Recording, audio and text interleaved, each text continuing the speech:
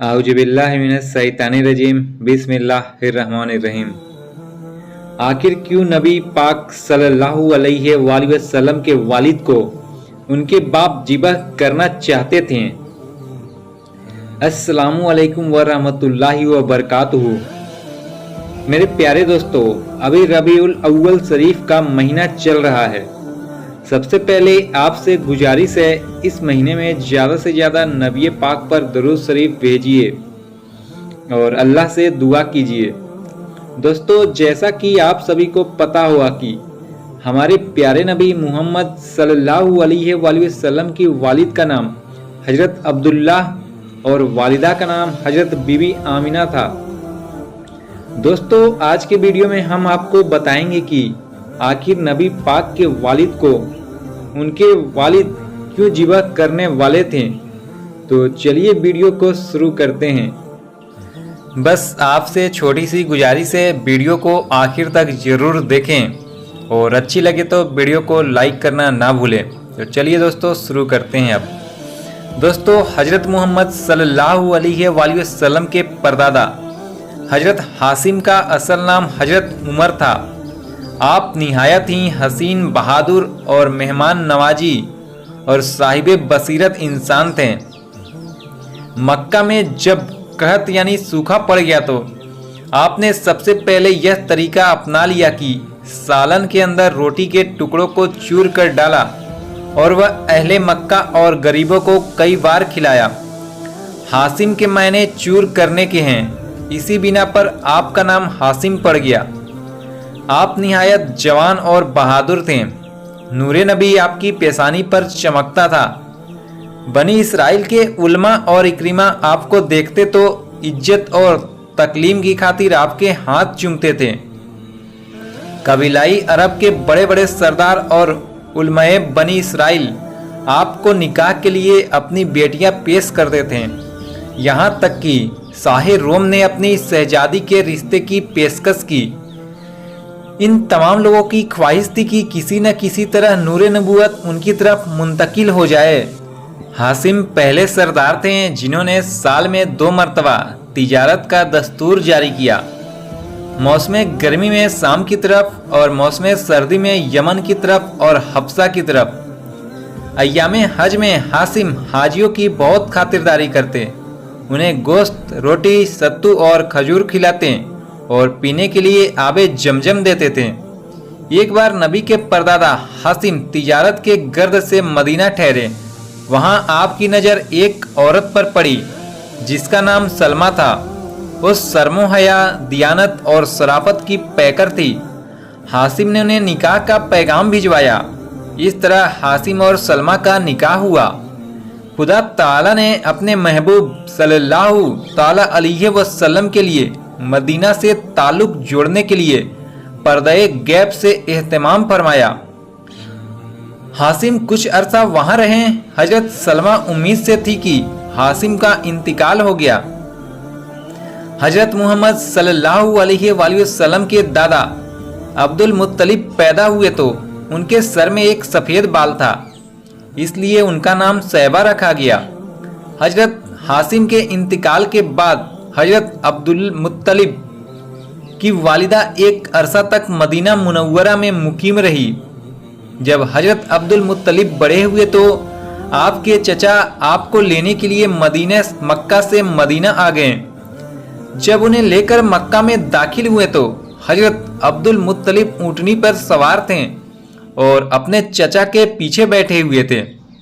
सफ़र की थकान चेहरे पर मिट्टी और यतीमी दोनों चेहरे पर नुमाया थी। तो लोगों ने आपके चचा से पूछा कि तुम्हारे पीछे कौन बैठा है। तो आपके चचा ने हया की वजह से कह दिया कि यह मेरा गुलाम है। बाद में घर पहुंचकर हजरत अब्दुल मुत्तलिब को नहलाया, नए कपड़े पहनाए तो मालूम हुआ कि हजरत अब्दुल मुत्तलिब आपके भतीजे हैं। इसी बिना पर आपका नाम हजरत अब्दुल मुत्तलिब यानी मुत्तलिब का गुलाम पड़ गया। हजरत अब्दुल मुत्तलिब बड़े हुए तो कुरैश के सरदार बने। आप हुस्नो जमाल का पैकर थे। आपकी सखावत और मेहमान नवाजी अपने बाप से भी ज़्यादा बढ़ गई। और आपका दस्तरख्वान इस कदर वसी था कि आपकी मेहमान नवाजी इंसानों से गुजरकर चरिंदों परिंदों तक पहुंच गई। उनके लंगर का यह आलम था कि जो कोई आता भूखा वापस न जाता।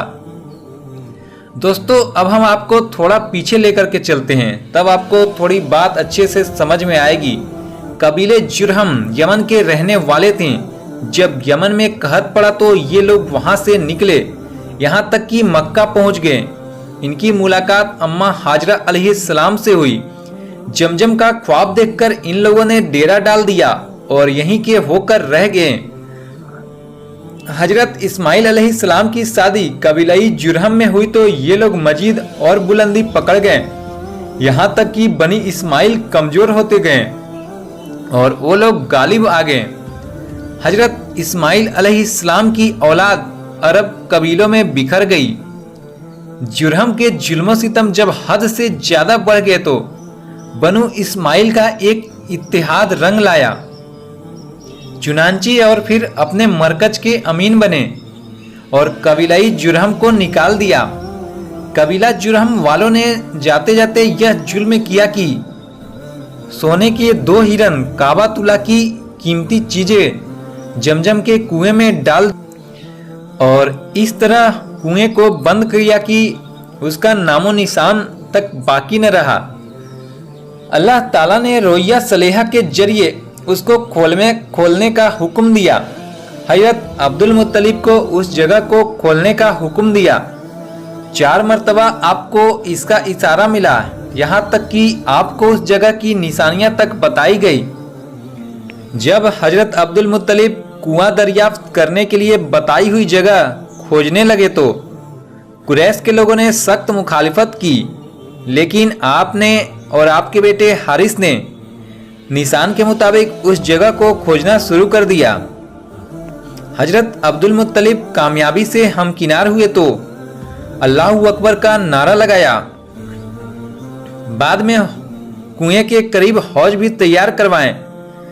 हासिदों ने शरारत शुरू कर दी और रात के वक्त आकर जो बनाया हुआ होता है वह खराब करके चले जाते हैं। हजरत अब्दुल मुत्तलिब ने अल्लाह से दुआ मांगी। दुआ ऐसी कबूल हुई कि जो शख्स उस हौज में नहाता वह किसी न किसी बीमारी का शिकार हो जाता। आबे जमजम का कुआं खोदते वक्त हजरत अब्दुल मुत्तलिब के साथ उनका मुआबिन यानी सिर्फ उनका बड़ा बेटा था। आपने यह दुआ मांगी, अगर अल्लाह ताला मुझे 10 बेटे इनायत फरमाए जो मेरे दस्ते बाजू बने तो मैं उनमें से एक को अल्लाह के नाम पर कुर्बान कर दूंगा। जब उनकी आरजू पूरी हो गई तो उन्होंने 10 के 10 बेटों को एक जगह जमा किया और उनके सामने अपनी नज़र की हकीकत बयान की। सबने एक आवाज में होकर कहा कि हम कुर्बान होने को तैयार हैं, आप अपनी नज़र पूरी करें। चुनांचे कूड़ा डाला गया तो आप कूड़ाए फाल हजरत अब्दुल्लाह की नाम निकला। हजरत अब्दुल मुत्तलिब अपने अजीज तरीन बेटे को कुर्बान गाह की तरफ ले चले। तारीख में 2 रिवायतें हैं कि एक तो यह है कि हजरत अब्दुल्लाह की बहनों ने बावला किया और उन्हें बचा ले जाने के लिए हजरत अब्दुल मुत्तलिब से मिन्नतें करने लगी। दूसरी रिवायत के मुताबिक आपके कबीले ने सोचा कि अगर इस तरह यह रस्म चल निकली तो हर किसी को अपना अजीज कुर्बान करना पड़ेगा। इसी तरह नस्लें इंसानी मुतआद्दी होगी। चुनांचे उन तमाम लोगों के पुरजोर इसरार पर हजरत अब्दुल मुत्तलिब अपने इस काम से बाज आए। फिर फैसला यह हुआ कि खून बहाने पर कूड़ा डाला जाए। उस जमाने में एक शख्स के बजाय 10 ऊंट कूड़ा करते थे। चुनांचे कूड़ा डाला गया तो हजरत अब्दुल्लाह का नाम निकला। हजरत अब्दुल मुत्तलिब 10-10 ऊंट कूड़ा डालकर निकालते गए। इत्तेफाक ऐसा कि हर एक मर्तबा कूड़ाए फाल अब्दुल्लाह के नाम से निकला। बिल आखिर जब 100 हो गए तो कूड़ा डाला गया। अब कूड़ाए फाल ऊँटों के नाम निकला। इस तरह 100 ऊँट जिबा किए गए और हजरत अब्दुल्लाह की जान बच गई और आप सलामत रहें। तो मेरे प्यारे दोस्तों, उम्मीद करते हैं आपको यह वीडियो पसंद आया होगा और आपकी मालूमात में ज़रूर इजाफा हुआ होगा। बस आपसे गुजारिश है इस वीडियो को ज़्यादा से ज़्यादा अपने करीबी दोस्तों में शेयर करना और उन तक ज़रूर पहुंचाना। अल्लाह ताला से दुआ है बोलने में या लिखने में या और किसी किस्म की गलती हो तो मुझे माफ़ कर दें और हुजूर सल्लल्लाहु अलैहि वसल्लम को सदके तुफैल में हम सबकी दुआओं को कबूल फरमाए। मिलते हैं फिर अगले वीडियो में, तब तक के लिए खुदा हाफिज।